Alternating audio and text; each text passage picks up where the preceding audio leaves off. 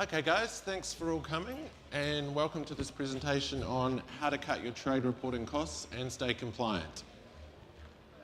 So this will be an information and Q&A session, so I do want you all to participate in the end and ask me anything you like. A bit of a disclaimer, I'm not giving legal advice today. Obviously, if you want to put anything in practice that you learned today to cut your trade reporting costs, run it by your own lawyers and compliance. I myself am not a lawyer, thank God. Okay, so about me. I originally started in IT and then moved into the financial markets as an IT manager for a company called City Index and fell in love much more with finance, CFDs and foreign exchange and sort of forgot about the IT. Then I went on to be a co-founder and general manager of a forex broker called AxiTrader. Worked there for 6 years and got quite involved in compliance. Obviously, if you don't have a license, you don't have any business, you don't have any money. So it's very important to keep our license. And when I was there, got involved with ASIC and the regulators and actually gave some presentations to all the lovely lawyers at ASIC on how MetaTrader worked and how Forex and CFD markets worked. So that sort of brought me on to compliance and led me and my business partner Sophie to found Traction FinTech, which followed on from the regulatory landscape. So we all remember the derivatives and housing crisis of 2008. That led to a G20 summit in 2009. So the 20 richest countries got together and basically decided that there was systematic risk for OTC derivatives because the information about these derivatives and massive positions often were only between the buyer and the seller, or the issuer and the client. So they wanted them to be reported centrally so that the regulators could see where there was systematic risk and large positions building in the market, or at least that was the idea behind it. So after that, all the G20 nations agreed that they'd go and implement their own trade reporting regulation. There's also some stuff around central clearing. First one we saw was Dodd-Frank. It was a pretty big act, did a lot of things, but it had the trade reporting in there, mainly around swaps. Then ESMA was created in 2011. Then the Securities and Futures Ordinance was established. ASIC came along a bit late. Australia sort of liked to sit back and see what the FCA and the SEC do and pretty much just copy them. So that came about in 2013. And EMEA was implemented in 2014.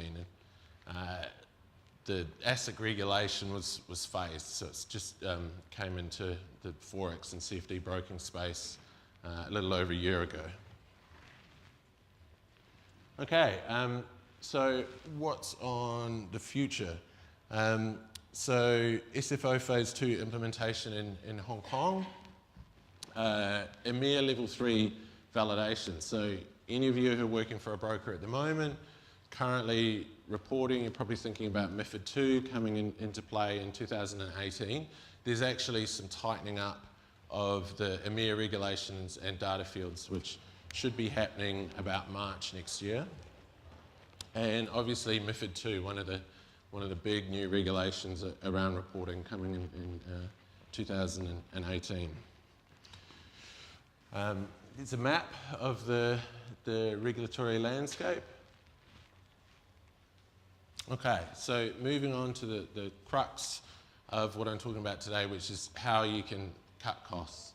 And obviously trade reporting isn't that sexy a topic. It's not something that benefits your business or gets you more clients or distinguishes your product.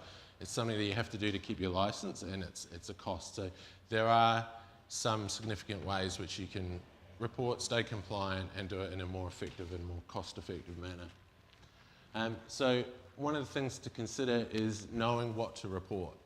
Sounds pretty simple, but actually there are a lot of grey areas, a lot of confusions. We've seen cases where people aren't reporting products that they should, which is obviously a massive financial risk. You can get a fine, reputational damage, or ultimately you can lose your license. And no license, no firm. So one of the things to consider is it a financial product? Bitcoin is a classic example. So we have brokers in Australia. When the regulation came in, quite a few of them are doing a CFD over Bitcoin. Is that reportable? Well, it's a complicated question. It depends on each country which you're in, whether it's considered a financial product. And then obviously a CFD on Bitcoin is a derivative on the underlying. So is Bitcoin a financial product? Each country and regulator looks at it a bit differently. I think in Australia it's even looked at one way for taxation purposes and another way for regulatory purposes. So there are quite a lot of other examples. So Bitcoin was one. Donald Trump, it's an interesting one.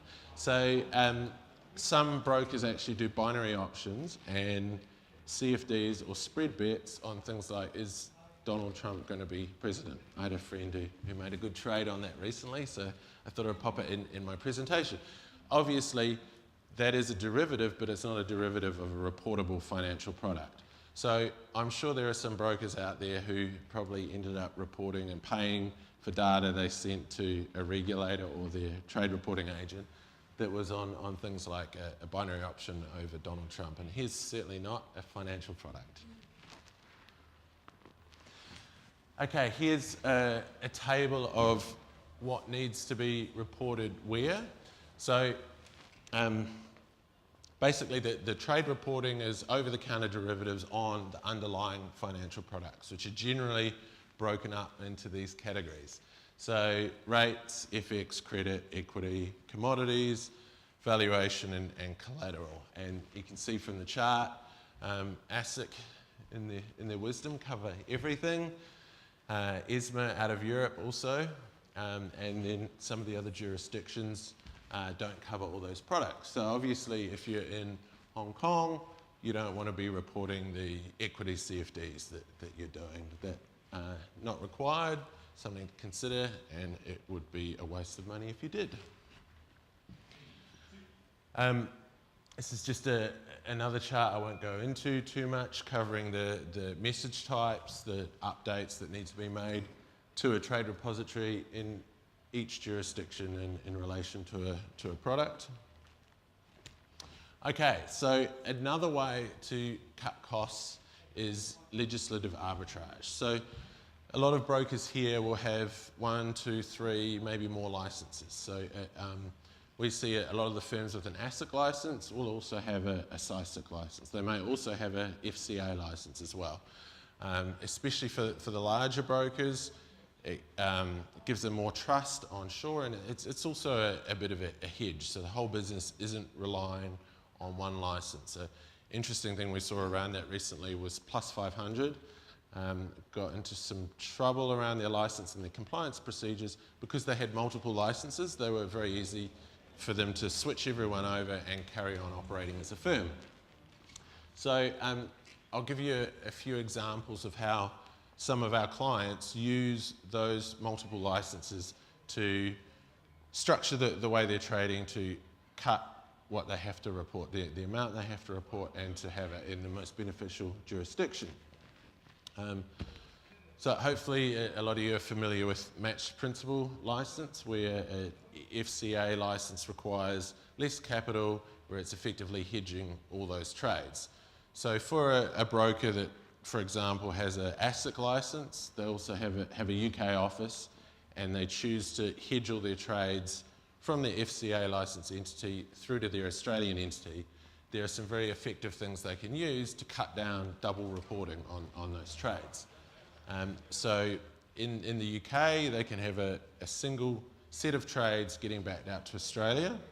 Australia has a lovely little piece of legislation or relief around the legislation called single-sided reporting. And that means that if the other side of the trade, so trade's always between two counterparties, you might have a client and a broker, or a broker and another broker. So in this case, you've got a FCA regulated broker hedging to an Australian regulated broker. If that FCA regulated broker is reporting those trades, reporting them to an approved trade repository, to the main ones like CME, ICE, DTCC, and they're correctly tagging that trade with the legal entity identifier of the Australian company doesn't have to also report the other side of those trades. Now, sounds fairly straightforward, but that particular thing can save brokers thousands of dollars a month. And a lot of them don't know about it or don't know how to put it in place effectively. Obviously, it's not something the regulators or the trade repositories promote. It's deep down in the legislation, there's certain things, contracts and stuff that you have to put in place. But brokers that we work with are saving several $1,000s a month by structuring things like this. Okay, so moving on to how things look globally. So talking about single-sided reporting, so that's something happens in the USA. I don't think, are there any US-based firms or brokers here? No. Yeah? No. So that's applicable for Singapore, US, and Australia. Other jurisdictions don't have this relief. So two firms trading with each other in Australia, one can elect to only report their other side, and ASIC says, well, we've already got the trade information, we've got the two parties, someone's reporting it, they've indicated to the other party that they're taking on that reporting. Under ESMA in Europe, they do have what they call delegated reporting, but it is one side reporting both the trades. So in certain instances, the broker might say, okay, you can delegate the reporting for us, we'll do it for you. But then whenever you trade with them, they'll effectively send two reports, one on your behalf for your side of the trade and one for their side of the trade. But that still results in two charges, whereas in Australia it would result in one, or if your UK firm is backing it to the Australian firm, still only one. Okay, consider opportunity costs. So one of the ways of saving a good amount of money and also potentially benefiting more is not trying to do it all yourself. So regulatory trade reporting is complicated, it's difficult to understand. Doing it in-house, we've seen that result in very experienced senior operations or compliance staff members being completely tied up. And then the brokers found that they can't implement new products. You know, they're not adding new CFDs or new FX rates because they're completely tied up with the trade reporting. Again, they can't focus on improvements to technology, performance, price feeds, and they should be focusing on revenue generating tasks. So we have seen quite a few brokers who wanted to do the trade reporting themselves, keep everything in-house, not use an agent, and in the end they found that any benefit or security that they felt from that was definitely outweighed by tying up some of their best and most experienced staff when they could have been focusing on this stuff. Carefully select your CFDs. So generally, when people look at adding a new product to their platform, the last thing they're thinking of is this a reportable product, and under what jurisdiction and what legislation? Especially in the UK, where quite a lot of brokers are reporting under MiFID. So MiFID 1, the MiFID legislation that's been around and is in place already, and they're also reporting under EMEA. But certain CFD products would be reportable under MiFID and certain ones wouldn't. For example, a Google CFD, which isn't traded in the EEA, isn't reportable under MiFID. But a Vodafone CFD would be reportable under MiFID. Essentially, if it's traded on a European stock exchange, reportable both to MiFID and EMEA. If it's not, then you can stick with EMEA reporting, which is cheaper and simpler. So we've had brokers who are looking at adding some CFDs to their platform. They don't really care exactly which ones. They just want to, have a few headline, well-known stocks, and we help them go through and select the products that wouldn't be MiFID reportable, and it saves them having a completely different data set, different billing structure, and effectively doing two reports. One of the things to look out there is it's not as simple as is it a European stock or not. There are certain stocks that are traded in the US, but they're also dual traded. So in the case where where some stocks primarily traded on US stock exchange, but they also have a trading venue in Europe, they are captured by the MiFID regulation. So definitely something to consider and can save a lot of hassle and cost. Okay, so a big one is avoid getting fines. Now, so far, most of the fines have been in what we call the big end of town. There haven't been too many headline fines for FX and CFD brokers, but it's certainly coming. And I know in Australia that segment of the market is definitely under ASIC's watch, and I think with ESMA and the FCA it is as well over here, especially with stuff like binary options pops up. Trade reporting around derivatives obviously it was designed for financial stability, but if the regulators can use that to fine binary options firms because they don't like them for another reason, they'll use it, or to crack down on spread betting or CFDs. So here's a list of some fines that have happened, so quite large ones. Obviously, you get fined, it's a double whammy. It's bad for your reputation, and also you have to pay the fine. Bad for the bottom line, and you sit on the regulator's radar. So taking trade reporting seriously can save you huge damage here.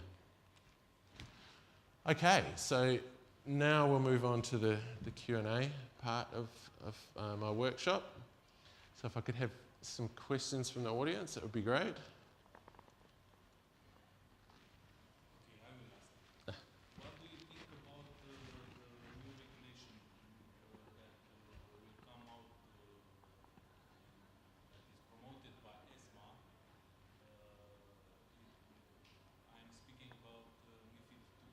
Yes?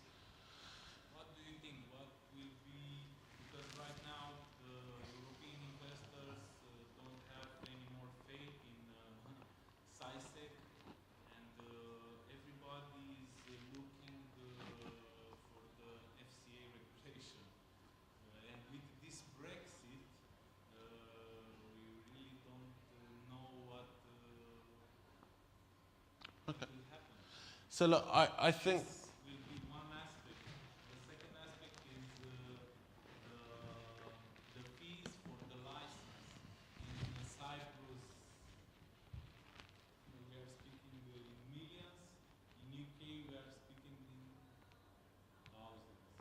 Okay, it's very good questions. I think the MiFID II regulation is much more in-depth and arduous on any broker. So I think it will stop some new brokers setting up, and the compliance burden will actually force certain brokers to either shut down, outsource or white label, or accidentally be in breach and get into trouble. So it could be the straw that breaks the camel's back, and yeah, I think there'll be a lot of consolidation in the market, and people will look at other jurisdictions. And you know, a while ago, whenever I saw a Forex or CFD broker and they had a license out of the BVI, or sometimes it's Tongas where you see them in these other jurisdictions. Now, they were sort of the laughing stock a few years ago, and we've actually seen some quite successful, quite genuine brokers have these pseudo licenses and actually get good market share and bring on clients. And I think a little over 3 years ago, CMC Markets actually opened maybe it was a Mauritius company or BVI, so an unregulated company, and they said, look, we've got a great balance sheet, we've got our regulated entities, but you can trade with our unregulated entity. Basically, trust us that we'll look after you, our reputation's at stake, but we don't have all the compliance mess and the restrictions about, paying, introducing brokers and how we can treat clients. And I was quite surprised that, CMC's a billion-dollar company or close to it, and they said, hey, we're starting up effectively an unregulated firm. There've been a few others that have started out of these tiny little tax haven jurisdictions, looked after their clients, gone on a long time. Sometimes they've got FCA licenses, but sometimes they haven't. Now,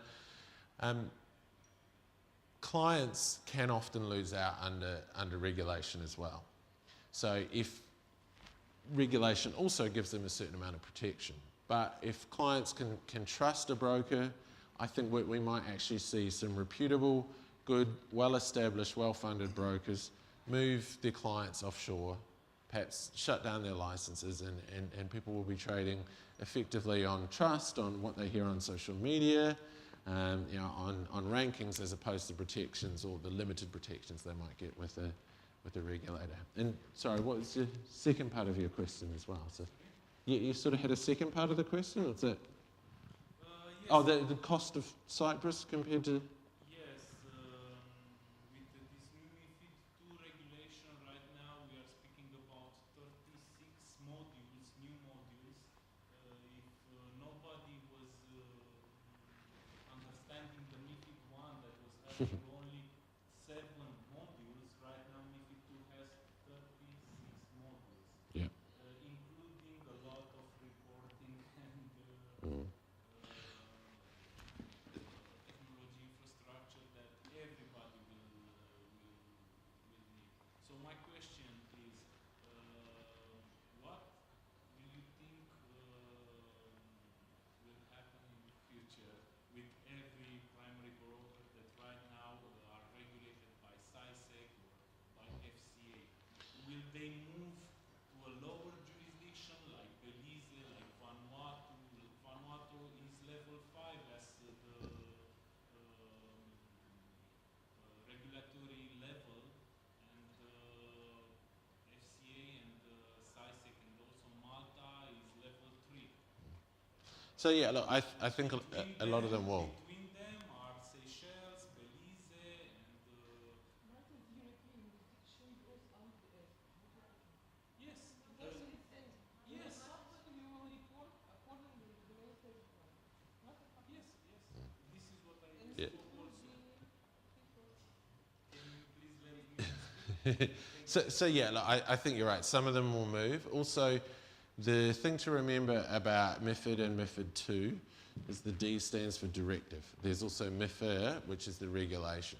So one of the interesting things about the current MiFID or MiFID I is that only jurisdiction that sort of fully put it into place is the FCA, because it was a directive for local regulators to set up.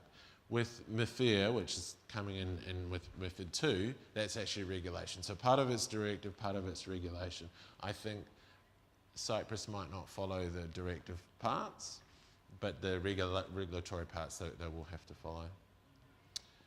Any other questions? How are we going for time? Yeah? Cool. Got time for one or two more questions?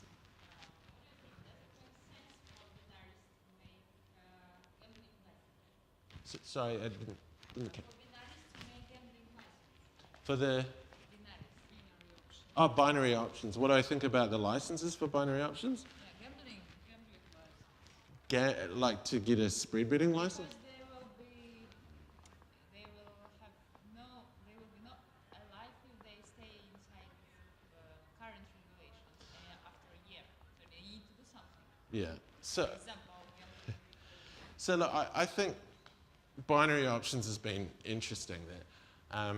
In a way, it's diverted attention away from Forex and CFD trading.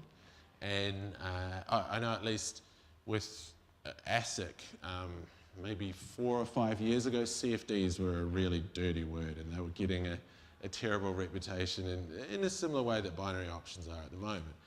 And the problem isn't about binary options. It's not the underlying financial product. It's just that certain particularly harsh sales tactics have been happening from binary options brokers. So you know, you can have just as much risk on an FX trade or any other trade. What will happen to binary options? I certainly think they'll change, but at the end of the day, there's going to be a similar product. You know, options have been around for a long time. You can take the same kind of risk with them. It's really the way they're marketed and promoted to unsophisticated investors from unlicensed jurisdictions that's the problem. So I don't think they'll completely go away and move to solely a betting product, but that's just my view. I think we have time for one more question, if anyone has one. Yes. What the price for reporting? Because actually they talk about a similar how you use the price for reporting. So yeah, it's effective. Yeah. So I mean, we have anyone who wants to see our price list at the stand, they can come and see it. It's pretty simple. We charge 1 pence per trade, £300 monthly account fee, and we have a monthly cap of £5,500, so plus that 300. So the maximum any broker would pay per month would be £5,800. Yes, actually, my partner Sophie has the price list there. But again, cutting costs, reducing what you report, where you report, obviously staying compliant, being careful, use the right jurisdiction, choose your products well, and make sure you're not reporting products that don't have to be reported, and that you're obviously reporting products that do have to be, and you don't get a fine and don't get in trouble. So those are the ways to save the costs. Thank you all very much for coming. Thank you.